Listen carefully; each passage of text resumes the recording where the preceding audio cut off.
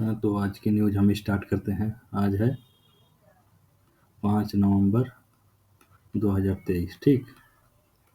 तो आज की पहली न्यूज़ है, चीन के राष्ट्रपति शी जिनपिंग ने बीजिंग में बेल्ट एंड रोड फोरम का आयोजन किया था, जिसमें 23 देश के प्रमुख शामिल हुए थे। लेकिन फोरम आयोजित होने के कुछ दिनों के भीतर ही इटली और अब फिलीपींस के बाहर होने से चीन की इस अहम परियोजना को बड़ा झटका लगा है। ठीक। फिलीपींस के परिवहन मंत्रालय ने बेल्ट एंड रोड परियोजना से पूरी तरह से बाहर होने की घोषणा की है। फिलीपींस और चीन के बीच दक्षिण चीन सागर को लेकर विवाद चल रहा है। इस वजह से फिलीपींस ने चीन की परियोजना से अलग होने का फैसला किया है।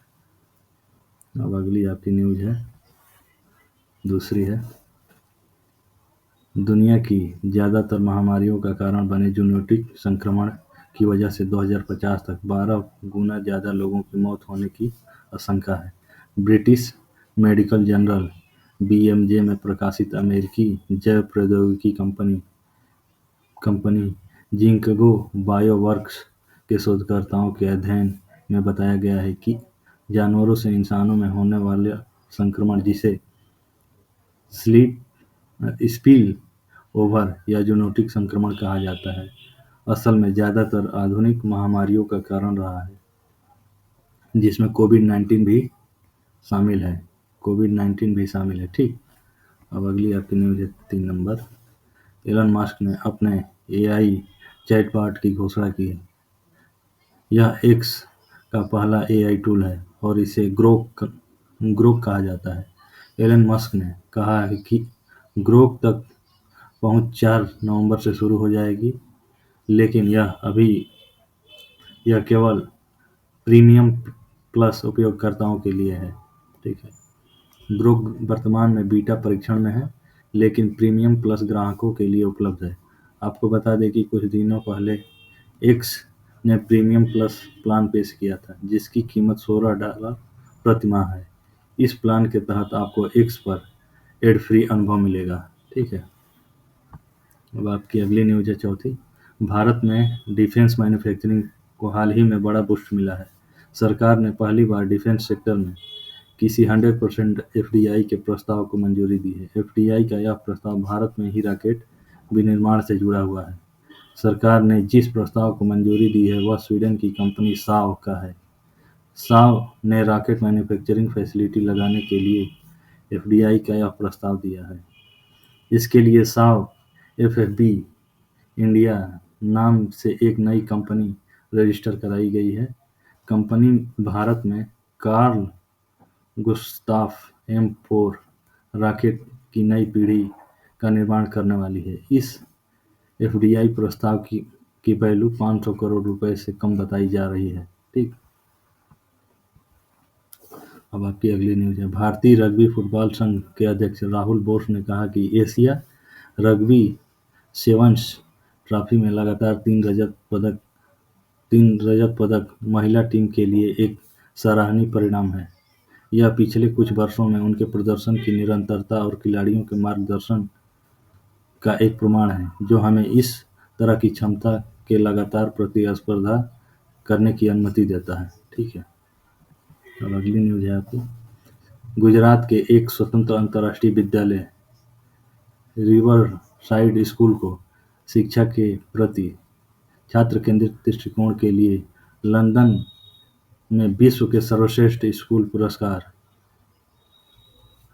के विजेताओं में शामिल किया गया। अहमदाबाद स्थित रिवरसाइड स्कूल को दुनिया भर के 4 अन्य विजेता स्कूलों के साथ नवाचार श्रेणी में $50,000 पुरस्कार का विजेता घोषित किया गया। अब आपकी अगली न्यूज़ है, द्रोणाचार्य भूपेंद्र धवन के छात्र रितेश डोगरा ने ऑरलैंडो यूएसए में pro Olympia power lifting championship में 2 स्वर्ण पदक और 1 रजत पदक जीता। प्रो ओलंपिया पावर लिफ्टिंग में अब तक केवल 2 भारतीय स्वर्ण पदक विजेता रहे हैं, 2017 में मुकेश सिंह और अब रितेश डोगरा। एक साल में 3 गोल्ड मेडल जीतकर रितेश एक कदम आगे निकल गए हैं। मुकेश और रितेश दोनों द्रोणाचार्य भूपेंद्र धवन के शिष्य हैं। यह पदक प्रधानमंत्री खेलो इंडिया और फिट इंडिया आंदोलन को समर्पित है। ठीक है, अब आपकी 8वीं न्यूज है। उत्तर प्रदेश में गंगेय डॉल्फिन के संरक्षण की कवायद तेज हो गई है। इसी कारण कुछ दिन पहले सरकार ने इसे राज्य का जलीय जीव घोषित कर दिया। नदी की जैव विविधता को बनाए रखने के लिए इनकी अहम भूमिका होती है। इसे जलीय जीव की घोषणा से लुप्तप्राय हो रहे इस स्तनधारी जीव मैमल्स के सुरक्षा, संरक्षण और संवर्धन पर फोकस बढ़ेगा। इससे इनकी संख्या भी बढ़ेगी और गंगा का आकर्षण भी बढ़ेगा। ठीक है, अगली न्यूज है। भारतीय सेना जल्द ही अपने लड़ाकू बेड़े में 6 हेवी ड्यूटी अपाचे लड़ाकू हेलीकॉप्टरों को शामिल करने की तैयारी कर रही है। यह अपाचे लड़ाकू हेलीकॉप्टर वायु सेना के नहीं बल्कि थल सेना की एविएशन विंग को मिलेंगे। ठीक है, इसके लिए फरवरी 2020 में अमेरिका के साथ 5691 करोड़ रुपए का समझौता हुआ था। अपाचे लड़ाकू हेलीकॉप्टर अमेरिका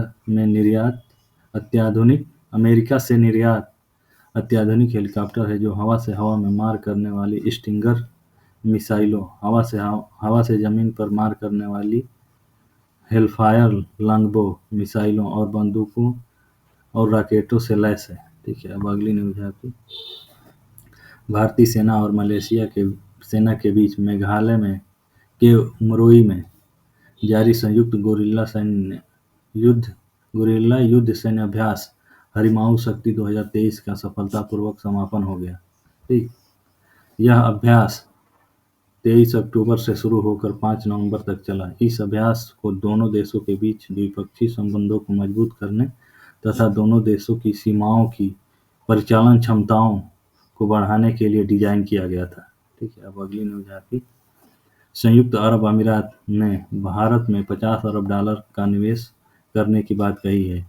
यूएई ने तेजी से बढ़ रही भारत की इकोनॉमी पर भरोसा करते हुए इसे बड़े निवेश $50 बिलियन यानी 4 लाख करोड़ रुपए से ज़्यादा के निवेश की बात कही है। तो आज की न्यूज यहीं समाप्त करते हैं।